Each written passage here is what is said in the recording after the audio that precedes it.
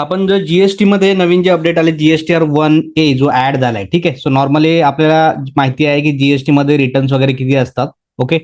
So basically आपण बघितलंय की जीएसटी मध्ये आपण एक तर GSTR 1 आपण सेल अपलोड करण्यासाठी फाईल करतो. जर कुणाचा क्वार्टरली असेल तर ते काय करतात, पहिल्या 2 महिन्यासाठी IFF भरतात आणि थर्ड मंथसाठी GSTR 1 फाईल करतात, बरोबर. आणि जीएसटी मध्ये पेमेंट करण्यासाठी, म्हणजे तुमचा जीएसटी किती भरायला आलाय किंवा काही बॅलन्स वगैरे आहे का हे चेक करण्यासाठी, म्हणजेच जो रिटर्न असतो तो असतो GSTR 3B. ओके. सो हे सर्वांना माहिती होतं जीएसटी मध्ये. आता याच्यामध्ये काय झालंय की रेग्युलर काय व्हायचं की GSTR 1 तुम्ही एकदा फाईल केला, समजा याची ड्यू डेट आहे 11 तारीख आणि IFF ची 13 तारीख असते. समजा 11 तारखेपर्यंत तुम्ही GSTR 1 फाईल केला, तर त्यानंतर तुम्हाला GSTR 1 मध्ये काही चेंजेस पण करता येत नव्हता आणि त्याच्यामध्ये नवीन एखादं बिल ऍड पण करता येत नव्हतं. ओके. हे कधी करावं लागत होतं, नेक्स्ट महिन्याच्या रिटर्न मध्ये. समजा हा जुलै महिन्याचा रिटर्न आहे आणि नंतर तुम्हाला जीएसटी रिटर्न तुम्ही फाईल केला 11 तारखेपर्यंत. नंतर तुम्हाला कळायचं की समजा काही करेक्शन वगैरे आहे किंवा त्याच्यामध्ये काही एखादं बिल मिस झालंय, तर तुम्हाला काय करावं लागायचं, तुम्हाला ऑगस्ट महिन्याच्या GSTR 1 पर्यंत वेट करावा लागायचा. ओके.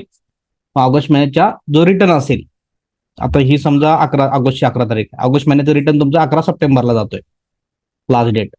सो 11 सप्टेंबर पर्यंत काय करावं लागायचं, आपल्याला वेट करावं लागायचं, म्हणजे त्या महिन्याच्या रिटर्न मध्ये आपण ते चेंजेस करायचो. ओके. तर आता याच्यामध्ये काय केलंय, GSTR 1A ह्याच्यामध्ये चेंजेस हे करण्यासाठी काय केलंय, GSTR 1A अपडेट करण्यात आला इथं. तो मी दाखवतो लॉग इन करून तुम्हाला.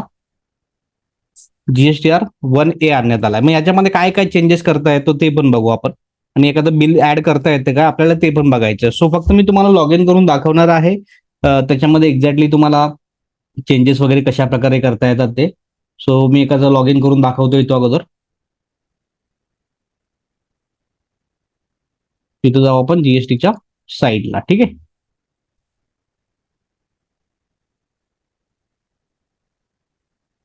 आता इथं बघा की GSTR 1 ह्यांचा जुलैचा फाईल झालाय. जसं आपण जाऊ रिटर्न डॅशबोर्डमध्ये, आणि रिटर्न डॅशबोर्डमध्ये इथं गेल्यानंतर समजा जुलै महिन्याचा जो GSTR 1 आहे तो आपला फाईल दिसतोय. ओके. तो कधी फाईल झालाय ते ओपन केल्यावरती दिसेल. जसं मी ओपन करतो याला, तर दिसतंय आपल्याला की आपण तो फाईल केलाय 11 ऑगस्ट, बरोबर ना. आय थिंक शेवटच्या तारखेलाच केलाय. हो, 11 तारखेला गेलाय. जुलै महिन्याचा जो GSTR 1 आहे पुढच्या महिन्याच्या 11 तारखेपर्यंत अपलोड करावा लागतो. सो आपण हा GSTR 1 ऑलरेडी फाईल केलाय. आता समजा याच्यामध्ये जर मला काही करेक्शन करायचे असतील तर त्याच महिन्यामध्ये पॉसिबल आहे का, यापूर्वी ते पॉसिबल नव्हतं. पण जुलै महिन्याच्या रिटर्न पासून तुम्हाला ते पॉसिबल आहे. कारण त्याच्यामध्ये जर तुम्ही परत इथं डॅशबोर्डला गेला तर तुम्हाला अजून एक रिटर्न तिथे दिसेल. फाईल रिटर्न मध्ये जाऊ आपण, जुलै महिना सिलेक्ट करू. जुलै महिन्याच्या पुढे दिसेल, अगोदर नाही दिसणार. सो GSTR 1 आपला फाईल दिसतोय, त्याच्या साईडलाच अजून एक ऑप्शन आहे GSTR 1A. मग इथं काय म्हटलंय, तर amendment of outward supply. Outward supply म्हणजे आपल्या भाषेमध्ये सेलची bill, good services for current tax period. म्हणजे यांचं म्हणणं आहे की या महिन्याचा, जुलै महिन्याचा जो तुम्ही GSTR 1 फाईल केलाय, ओके, त्याच्यामध्ये काही चेंजेस, करेक्शन किंवा ऍडिशन असेल तर तुम्हाला हा रिटर्न परत भरायचा आहे. ओके. म्हणजेच हा रिटर्न जो आहे GSTR 1A, हा GSTR 1 ऍक्च्युअल GSTR 1 फाईल केल्यानंतरच भरावा लागतो. ओके. म्हणजे जर काही करेक्शन करायचं असेल वगैरे तर. मग पूर्ण करेक्शन अलाउड आहे का ते एकदा बघू. ह्याला आपण ओपन करू.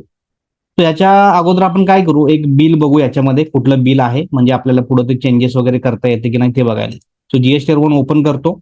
मी जी बिल्स ऑलरेडी अपलोड केलीत 18 बिल आहेत, 18 बिलामधलं आपण कुठलंही एक बिल फाइंड आउट करू. जसं की ही एक कंपनी आहे इम्पल्स बायोमेडिकल, याचं हे एक बिल आहे त्या महिन्यामध्ये.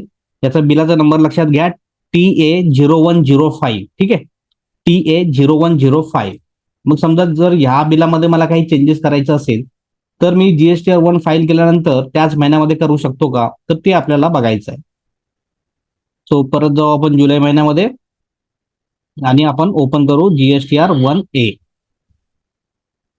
ओके. आता याच्यामध्ये तुम्हाला दोन ऑप्शन दिसतील, एक तर बिल, नवीन बिल ऍड करा किंवा एक्झिस्टिंग बिल जे आहे त्याच्यामध्ये काही चेंजेस करा. ओके. एखादं बिल समजा मिस झालं तुमचं, तुम्ही दाखवलं नाही त्या महिन्यामध्ये आणि आता परत तुम्हाला दाखवायचं आहे, तर तुम्ही हे दाखवू शकता. हा, ओके. सो पहिला ऑप्शन आहे इथं बघा, आपण काय ओपन केलंय, जीएसटीआर 1A ओपन केलाय, अमेंडमेंट त्याला म्हणतो आपण. ओके, इथं नाव पण दिलंय जीएसटीआर 1A म्हणजेच काय, अमेंडमेंट म्हणजे changes of outward supply of good services for current tax period, म्हणजे ज्या महिन्याचा रिटर्न फाईल केलाय त्या महिन्याच्या रिटर्न मध्ये. माझा व्हॉइस सगळ्यांना येतोय माझ्यामध्ये, बरोबर आहे? एखादं बिल मिस केला तुम्ही, नवीन बिल जर ऍड करायचं असेल तर तुम्हाला हा पहिला ऑप्शन यूज करायचा आहे, कुठला, ऍड रेकॉर्ड्स मध्ये. नॉर्मली तसं तुम्ही जीएसटीआर 1 भरता सेम तसंच तुम्हाला एक जे बिल मिस झालंय ते इथं ऍड करायचंय. समजा मला एखादं नवीन बिल ऍड करायचंय, मी इथं जाणार, सेम जसं मी जीएसटीआर 1 मध्ये बिल ऍड करत होतो तसं मला बिल इथं ऍड करायचंय. म्हणजे जीएसटी नंबर टाका, बिल टाका, त्याची अमाऊंट वगैरे इनवॉइस नंबर टाका आणि त्याला सेव्ह करा. सो सेम प्रोसेस आहे बिल ऍड करायचं असेल तर. पण जर मला बिल चेंज करायचं असेल तर काय करावं लागेल, मला जीएसटीआर 1A ओपन केल्यानंतर इथं खाली अमेंडचा ऑप्शन असतो. ओके. सो अमेंड मध्ये तुम्ही जे बिल तिथे टाकलाय, समजा मी B2B बिल अपलोड केलंय मगाशी, जसा मी एक नंबर काढलाय बिलाचा TA0105. ओके. समजा त्या बिलामध्ये मला काही करेक्शन करायचं असेल, त्या बिलामध्ये समजा अमाऊंट वगैरे चुकलंय तर मला काहीतरी करेक्शन करावं लागणार. ह्या रिटर्न मध्ये जीएसटीआर 1A मध्ये पार्टीचा जीएसटी नंबर चेंज करता येत नाही, लक्षात घ्या. तो तुम्हाला पुढच्या रिटर्न मध्येच करावा लागेल. बाकीचं तुम्हाला सगळं काही चेंज करता येतं. जसं की अमेंडमेंट मध्ये गेलो मी, अमेंडेड मध्ये. आता इथं दुसरा कुठला रिटर्न ओपन नाही होणार, कारण हा रिटर्न कशासाठी असतो, त्याच पिरियडच्या बिलामध्ये काही चेंजेस करण्यासाठी असतो. जसं मी मगाशी जो बिल नंबर काढला होता तो नंबर टाकला इथं आणि अमेंड रेकॉर्ड म्हटलं. मग आता ते बिल ओपन झालं, जे इम्पल्स बायोमेडिकल मी दाखवलं होतं ते बिल इथं ओपन झालंय. मग इथं मी जीएसटी नंबर चेंज करू शकतो का, बघा हे ऑप्शन बंद आहेत. म्हणजे तुम्ही जीएसटी नंबर ह्या पार्टीचा चेंज नाही करू शकत, चुकला असेल तरी. तो तुम्हाला पुढच्या रिटर्न मध्ये जसं रेग्युलर आपण चेंज करतो अमेंडमेंट मध्ये जाऊन, तसं करावं लागतं. सो जीएसटीआर 1A मध्ये त्याच महिन्याच्या रेकॉर्डमध्ये तुम्हाला जीएसटी नंबर वगैरे चेंज करता येत नाही. मात्र तुम्हाला काय काय चेंज करता येतं बघा, तुम्हाला इनवॉइस नंबर चेंज करता येतो. समजा माझा इनवॉइस नंबर चुकला असेल, बऱ्याच वेळा समोरचा क्लायंट म्हणतो सर डेट चुकवला, डेट तुम्ही चेंज करू शकता. बिलाची बऱ्याच वेळा अमाऊंट चुकते, आपण पर्सेंटेज कमी जास्त घेतो, अमाऊंट कमी जास्त घेतो, तुम्ही अमाऊंट चेंज करा. एखाद्याचं आयजीएसटीचं सीजीएसटी एचजीएसटी झालं असेल लोकलचं, तुम्ही चुकून स्टेट दुसरा टाकला असाल तर तुम्हाला इथं स्टेट पण चेंज करता येतो, म्हणजे अमाऊंट पण चेंज करता येते. ओके. सो ह्याला आपण इथं जाऊन सेव्ह करतो. सो एखाद्याचा जेव्हा आपण जीएसटी बघेन किंवा कुणाला तुम्हाला करायचं असेल तर तुम्ही ते करून बघा. जसं तुम्ही चेंज कराल त्याचा डिफरन्सचा लायबिलिटी तुम्हाला 3B मध्ये पे करावं लागेल. सो याचाच अर्थ काय आहे इथं सिंपल मध्ये, तुमचा जीएसटीआर 1A जो आहे, ज्याला चेंजचा रिटर्न, हा कंपल्सरी रिटर्न नसतो, जर तुम्हाला काही चेंजेस करायचे असतील तर त्याच्यासाठी आहे तो. ओके. तो असं समजून चला की तुमच्या जीएसटीआर 1 नॉर्मल जो रेग्युलर जीएसटीआर 1 आहे त्याची डेट आहे, समजा आता हा जर जुलै महिन्याचा रिटर्न पकडला तर याची लास्ट डेट आहे समजा 11 ऑगस्ट. ठीक आहे, बरोबर. 11 ऑगस्ट पर्यंत तुम्हाला काय करावं लागतो, रिटर्न भरावा लागतो. 11 ऑगस्ट. नॉर्मली नंतर काय होतं, जीएसटीआर 3B कधी भरतो आपण,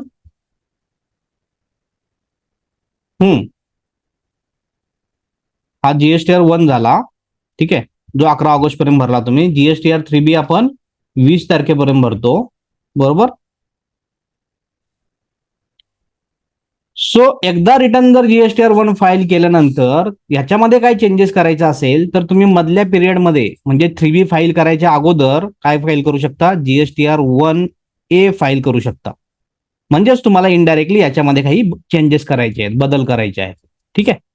मग हे दोन्ही कन्सिडर केले जाणार की तुमच्या ह्या रिटर्न मध्ये काय दाखवला होता, याच्यामध्ये चेंजेस काय केला, त्याच्यामध्ये प्लस मायनस लाईव्ह कॅल्क्युलेशन करून तुम्हाला 3B मध्ये ऍक्च्युअल लायबिलिटी किंवा क्रेडिट वगैरे जे काही असेल ते क्लेम करायचे. ज्यांना जीएसटी माहिती आहे त्यांना हे समजलं का, ज्यांना जीएसटी माहिती नाही आहे त्यांनी काही टेन्शन घेऊ नका, जीएसटी बेसिक पासून बघायला चालू करा. पण ज्यांना जीएसटी माहिती आहे त्यांना हे समजलं का, एकदा मला सांगा कन्फर्म करून.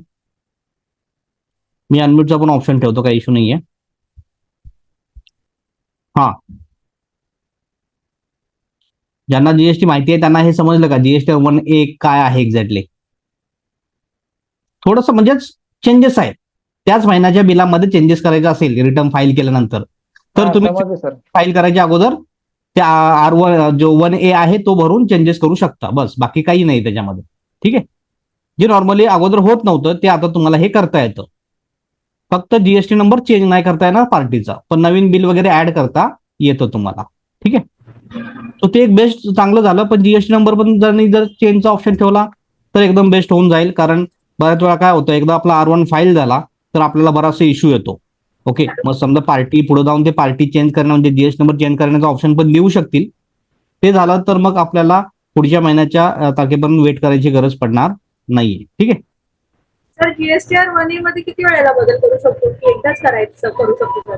हा मॅडम, तो फाईल करायचा असतो ना, मी एकदा फाईल केला की परत चेंज नाही करणार ना त्याच्यामध्ये.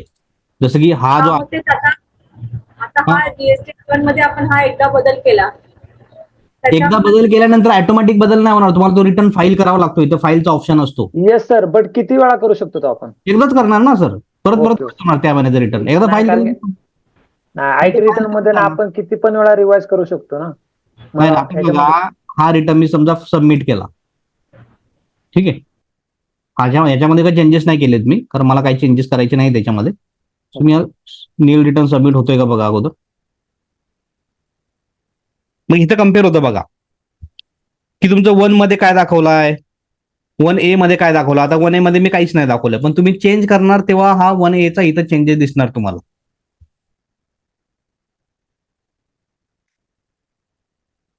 दिसत नाहीये.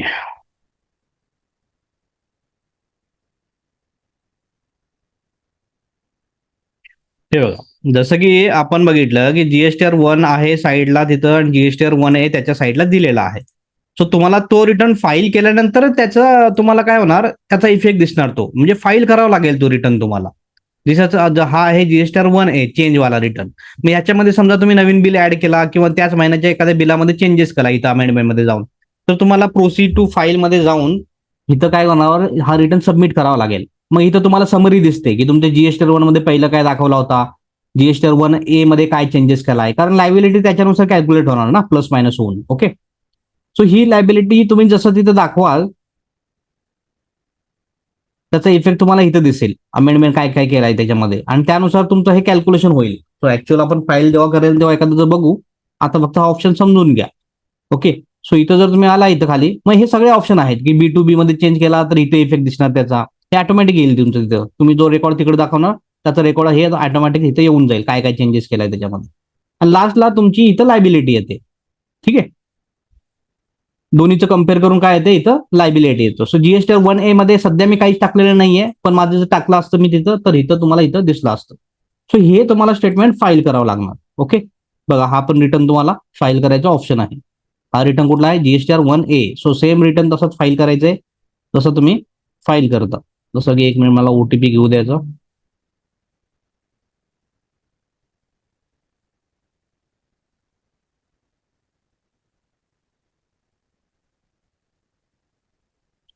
हा, आता परत समजा एकदा हा रिटर्न फाईल केल्यानंतर हा रिटर्न, आता हा ऑप्शनल रिटर्न आहे, हा फाईल करायचाच आहे असं काही नाहीये. हा नाही फाईल केला तरी चालतंय कारण हा ऑप्शनल रिटर्न आहे.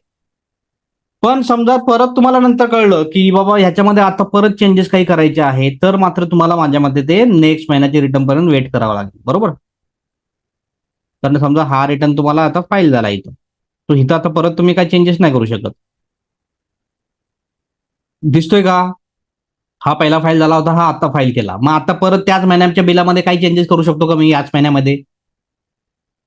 हा, आता चेंज करू शकतो का जुलै महिन्याच्या रिटर्न मध्ये? नाही करू शकत. नाही नाही करू करू. शकत. मग मला पुढच्या महिन्यात मला चेंज करायचं असेल तर मी करू शकतो, पण पुढच्या महिन्यामध्ये करू शकतो आता मी त्याच्या. म्हणजे एकदाच आपण अपडेट करू शकतो आहे की नाही? हा हा, एकदाच अपडेट करणार येतं, परत परत येस नाही येस. होणार. ओके, आणि तेही 3B रिटर्न फाईल करायच्या अगोदर. म्हणजे 20 तारखेच्या अगोदर. जेव्हा पण 3B रिटर्न फाईल कराल तुम्ही त्याच्या अगोदरच करावं लागेल तुम्हाला. 3B रिटर्न फाईल केल्यानंतर हा रिटर्न नाही भरू शकत तुम्ही. समजलं का? ओके, नवीन बिल ऍड करू शकता ना, सांगितलं ना सर. 2 ऑप्शन आहेत ना, एक तर चेंज करायचा ऑप्शन आहे आणि ऍड करायचा ऑप्शन आहे. ओके, इथं पहिला ऍड करायचा ऑप्शन असतो इथं नवीन बिल ऍड करण्यासाठी, आणि इथं ऑलरेडी ते बिल जे अपलोड केलं जीएसटी रोड मध्ये ते चेंज करण्यासाठी इथं ऑप्शन असतो. तो इथं चेंज करू शकता आणि इथं नवीन ऍड करू शकता. ठीक आहे,